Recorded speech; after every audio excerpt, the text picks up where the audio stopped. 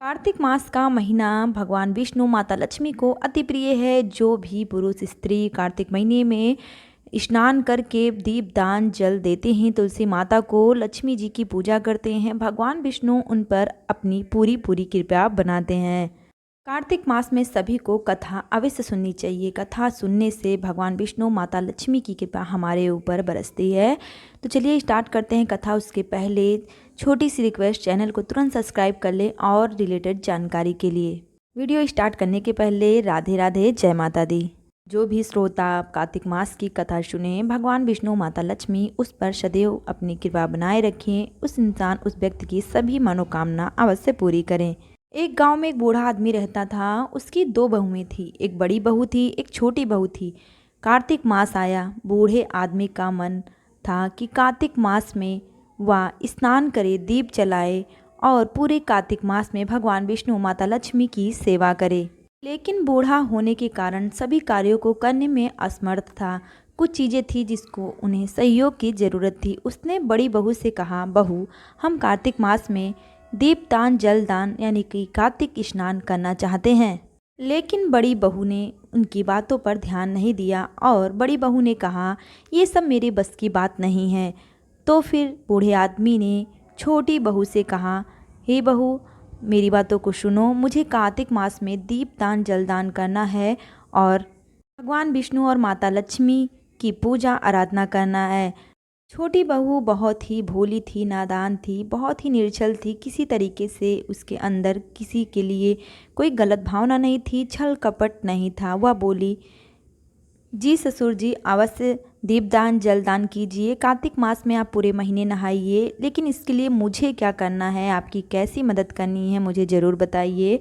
फिर बूढ़े आदमी ने कहा, ज़्यादा कुछ नहीं करना है, लेकिन तुम्हें सुबह मेरे नहाने के लिए कुएं से पानी भर देना है और फिर मेरे कपड़े वगैरह धुल देने हैं। दोपहर में मुझे भोजन दे देना है और शाम को दीपदान के लिए तैयारी कर देनी है।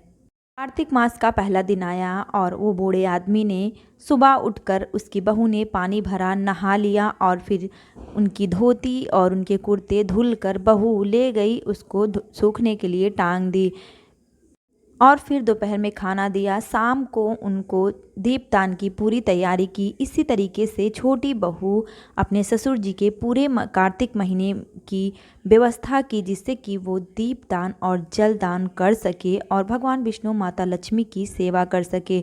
और इसी तरह वह कार्य करती रही और फिर एक दिन वो धोती को धुलकर डालती है, तो जितना पानी धोती में से निकलता है, जितने बूंद बूंद निकलते हैं, उतने बूंद सोने चांदी बन जाते हैं। और फिर उसकी बहू बहुत ही भोली थी, नादान थी, निर्छल थी, उसको समझ नहीं था और वो झाड़ू लगा के ले जाए घर के किनारे पे कर देती थी। कार्तिक मास का आखिरी दिन आने वाला था। फिर बूढ़े आदमी ने कहा, बहू, मैं कुछ ब्राह्मणों को खाना खिलाना चाहता हूँ।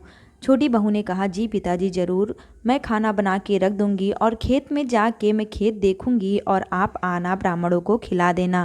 छोटी बहू खाना बना के रख देती है, पूरी तैयारी कर देती है, ब्राह्मण को बुला देती है और फिर खेत में जाके ससुर जी को बुलाती है। कहती है, ससुर जी, हमने खाना बना के रख दिया है, जल भी रख दिया है, आप जाके ब्राह्मणों को भोज करवाइए। तब तक मैं खेत की देखभाल करूंगी, किसी भी चिड़िया को दाना नहीं चुनने दूंगी, खेत की रखवाली मैं करती रहूंगी, आप जाइए ब्राह्मणों को भोजन करवाइए। इसके बाद उसके ससुर घर जाते हैं ब्राह्मणों को भोजन कराने के लिए और उसकी छोटी जो बहू होती है खेत की रखवाली करती है। फिर वो सोचने लगती है कि पिताजी ब्राह्मणों को भोजन करवा रहे हैं, तो फिर ये चिड़िया जो हैं ये भी भगवान का स्वरूप हैं और ये खेत भी जो अनाज है भगवान का दिया हुआ ही है। तो चिड़िया भी राम की, खेत भी राम का, तो ये दाना चुनने में कौन सी बुराई है। इसलिए वो चिड़ियों को भी नहीं मारती है और दाना चुनने देती है और खुद खेत पे एक किनारे लेट जाती है। इसके बाद चिड़िया जितना भी दाना चुनती हैं, जितना भी ज़्यादा दाना नीचे गिर जाता है, वो सारे दाने सोने चांदी हीरे में परिवर्तित हो जाते हैं। बूढ़े आदमी के छोटे बहू की ये आस्था, ये विश्वास और ये निर्छल जीव देख के भगवान विष्णु माता लक्ष्मी की उस पर अपार कृपा हो जाती है और जितने भी दाने खेत में चिड़िया चुनती रहती हैं, आधे से ज़्यादा दाने गिरकर सोना चांदी हीरे बन जाते हैं। और फिर इसके ससुर आते हैं, ये सारी चीज़ें देखते हैं, कहते हैं, बहू, तुम बड़ी भाग्यवान हो और देखो तुम्हारी निर्छल और सेवा से भगवान कितना प्रसन्न हुए हैं। ये सभी चीज़ें उनका बड़ा बेटा देखता है और फिर आके बड़ी बहू को बताता है। बड़ी बहू बहुत ही क्रोधित होती है। वो सोचने लगती है, मन ही मन अपने आप को दोष देने लगती है कि ससुर जी ने पहले मुझसे कहा था लेकिन मैंने नहीं किया। लेकिन वो अमीर बनने के लिए अगले साल का इंतज़ार करती रहती है। अगला साल कार्तिक मास का आता है और फिर वो ससुर जी को कहती है कि आप इस बार भी दीपक जलाइएगा, स्नान कीजिएगा, मैं सारा कार्य करूँगी। लेकिन उसके ससुर जी कहते हैं, बेटा मेरा इस बार तबीयत नहीं सही है और मैं नहीं करना चाहता हूँ। तो फिर बहुत तेज़ी से क्रोधित हो जाती है और कहती है, आप छोटी वाली बहू को मालोमाल कर दिए हैं और उसको इतना धन प्राप्त हो गया है आपकी कृपा से, और आप मुझे नहीं ऐसी कृपया करना चाहते हैं। आपको या स्नान दान अवश्य करना पड़ेगा। बहू की बात सुनकर बूढ़ा आदमी मान जाता है और फिर कार्तिक मास आ जाता है, स्नान करता है, दीपदान करता है और उसका सारा काम बड़ी बहू करती है। लेकिन बड़ी बहू का लालच का मन होता है। कोई भी काम ईमानदारी और फिर सच्चाई और फिर भगवान के विश्वास पर नहीं करती है। कार्तिक मास बीतने को आया तो वह कहती है, ससुर जी आपको ब्राह्मण खिलाना चाहिए, आप ब्राह्मण अवश्य खिलाइए, मैं भोज तैयार कर दूंगी। फिर उसके ससुर जी कहते हैं, ठीक है।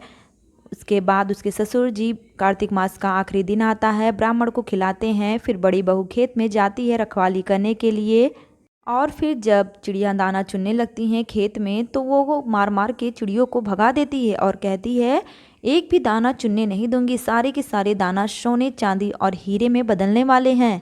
और उसके बाद उसके सारे के सारे फसल जो हैं वो ख़राब भी हो जाते हैं, लेकिन एक भी दाना सोना चांदी हीरो और जवाहरात में नहीं परिवर्तित होता है।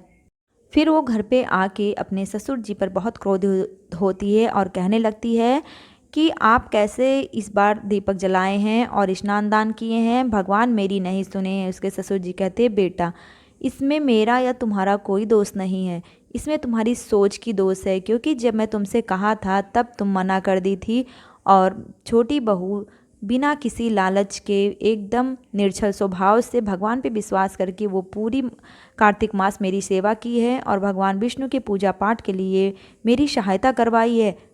भगवान उसकी आस्था और सच्चाई को देख के उसके ऊपर अपनी कृपा बनाए हैं। लेकिन तुम जितना भी कार्य इस बार मेरे साथ की हो, मेरा सेवा की हो या फिर कार्तिक मास के लिए मेरी मदद की हो, वो सारी चीज़ें लालच वश में की हो, इसलिए भगवान तुम पर अपनी कृपा नहीं बनाए हैं। इसीलिए इस सब दोष का कारण तुम खुद स्वयं हो। तुम अपने स्वभाव को बदलो, अपने अंदर निर्छलता लाओ, अपने प्रभु में, अपने भगवान में विश्वास रखो। इसी तरीके जैसे भगवान विष्णु माता लक्ष्मी ने छोटी बहू पर अपनी कृपा बनाई है, सभी कथा सुनने वालों को, नहीं सुनने वाले को भी भगवान अपनी कृपा छोटी बहू की तरह सभी के ऊपर बनाए। और जिस तरीके से बड़ी बहू के ऊपर कृपा बनाए हैं वैसे भगवान किसी के ऊपर कृपा ना बनाए।